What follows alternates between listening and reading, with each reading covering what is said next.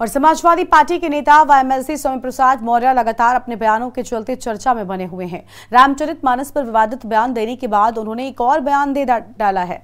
यह बयान साधु संत समाज को लेकर दिया गया है। स्वामी प्रसाद मौर्य ने साधु संतों और धर्माचार्यों को आतंकवादी और शैतान बताया है। दरअसल सपा नेता स्वामी प्रसाद मौर्य के रामचरितमानस पर विवादित बयान देने के बाद कई जगहों पर उनके खिलाफ विरोध प्रदर्शन किया गया, जिसपे सपा नेता के पुतले भी फूंके गए।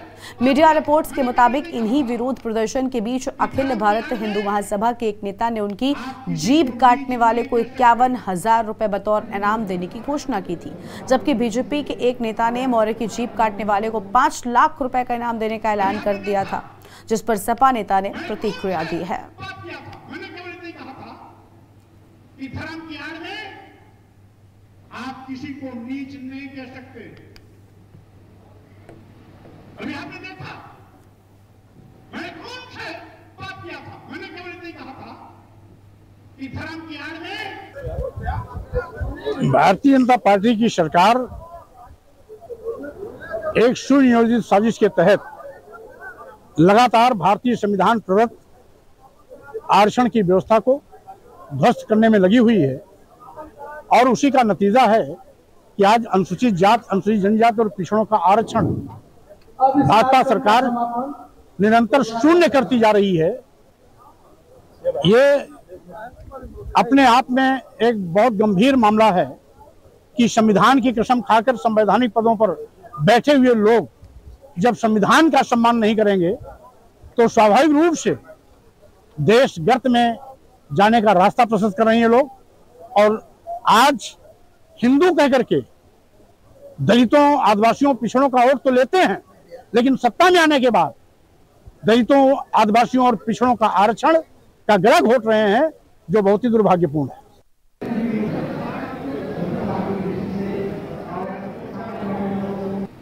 हमारे साथ हमारे संवाददाता इकरार खान जुड़ चुके हैं। इकरार, स्वामी प्रसाद मौर्य के बयानों ने लगातार खलबली मचाई थी उत्तर प्रदेश में। न सिर्फ खलबली बल्कि उनके बयान को लेकर खूब राजनीति हुई थी, खूब हंगामा देखने को मिला था। लेकिन अब एक और विवादित बयान साधु संतों को लेकर ये बड़ी टिप्पणी की गई है।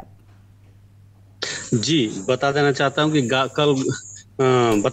गाजीपुर सदर कोतवाली क्षेत्र के छावनी लाइन में एक बुद्ध जयंती कार्यक्रम के अवसर पर सपा के राष्ट्रीय महासचिव स्वामी प्रसाद मौर्य को गाजीपुर का आगमन था। आगमन में उन्होंने मंच से ही साधु संतों को आतंकवादी कहा कि जो भगवा कलर का पहनते हैं वो आतंकवादी हैं। कहीं ना कहीं स्वामी प्रसाद अपने बोल कैसे ही जाने जाते हैं। इससे पहले भी रामचरितमानस में उन्होंने बोल किया था, बहुत दिन विवादों में रहा, मीडिया के सुर्खियों में बने रहे। कहीं ना कहीं फिर 2024 का चुनाव भी नजदीक आने वाला, अपने आप को मीडिया के में सुर्खियों में बनने के लिए कहीं ना कहीं स्वामी प्रसाद मौर्य का बेतुका बयान सामने आया। जी बिल्कुल, लेकिन इकरार, क्या लगता है कि अब जिस तरह का हंगामा हमने देखा था रामचरितमानस वाले बयान के बाद हुआ था, क्या साधु संतों पर की गई इस टिप्पणी के बाद भी जो रिएक्शन है वो सामने आ सकता है? मामला है जी, बता दूं कहीं ना कहीं साधु संतों में रोष भी है। उन्होंने जिसको भी बात जानकारी, उन्होंने उसका बात, इनकी जो बोल था उस बोल का खंडन किया, कहा कि ऐसे पद पे बैठने के बाद समाजवादी पार्टी के ये जो स्वामी प्रसाद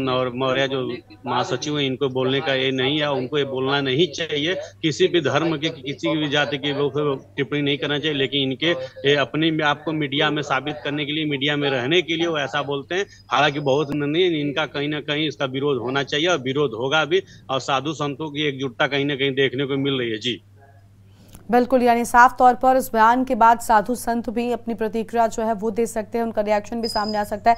लेकिन क्या अब तक कोई राजनीतिक प्रतिक्रियाएं इस सब पर सामने आई हैं? क्योंकि इसके पहले जब रामचरितमानस पर उन्होंने टिप्पणी की थी, उसको लेकर दोहों को लेकर कई तरह की बातें की थी, इसके बाद राजनीतिक चर्चा भी शुरू हो गई थी। क्या फिलहाल इस ताजा बयान पर कुछ प्रतिक्रियाएं सामने आई हैं राजनीतिक दलों की? जी, बता दें कि अब तक कोई सी राजनीतिक पार्टी का कोई बयान नहीं आया है, लेकिन कहीं ना कहीं अंदर खाने चर्चाएं चल रही हैं। लेकिन कुछ ऐसी राजनीतिक पार्टियां जिनको बोलने का अधिकार सबको नहीं है, इसमें अपने में चर्चा करें।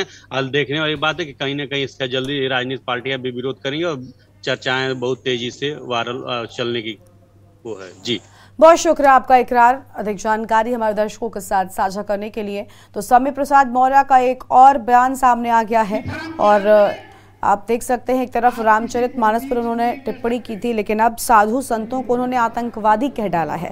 हालांकि अभी तक राजनीतिक दलों की कोई प्रतिक्रिया इस सब पर सामने नहीं आई है, लेकिन देखना होगा कि आखिर उनके इस बयान को लेकर किस तरह का रिएक्शन साधु संतों की ओर से और राजनीतिक दलों की ओर से सामने आता है। फिलहाल